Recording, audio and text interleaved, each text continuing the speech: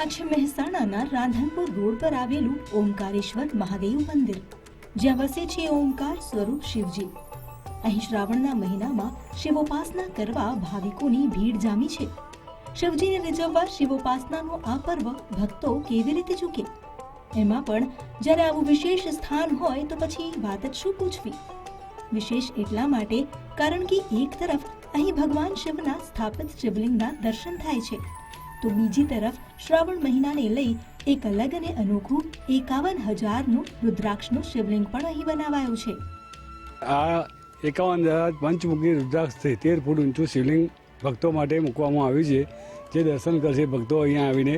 અને આ વિસર્જન કરીશું અમે જ્યારે ત્યારે, તો આના રુદ્રાક્ષ અમે પ્રસાદી રૂપે લોકોને આપવાના છીએ. આ રુદ્રાક્ષના શિવલિંગનો અભિષેક થઈ શકે તે માટે અહીં અલાયદી વ્યવસ્થા ઊભી કરવામાં આવી છે. શિવભક્તો હંગામી ધોરણે ઊભા કરેલા માચડે ચઢી રુદ્રાક્ષના શિવલિંગનો અભિષેક કરે છે. એક રુદ્રાક્ષ જાણે ભક્તોની ભક્તિથી ભીંજાઈ ગયેલો જણાય છે. બહુ જ અમે ધન્યતા અનુભવીએ છીએ કે અમે 13 ફૂટ લાંબુ શિવલિંગ અમે પણ જિંદગીમાં પહેલી વખત જોઈ રહ્યા છીએ કે દાદાની કૃપા જ કહેવાય અમારી ઉપર. તો એ હતો રુદ્રાક્ષ એટલે કે રુદ્રનો અક્ષ, અનિષ્ટને દૂર કરનાર ગણાય છે રુદ્રાક્ષ.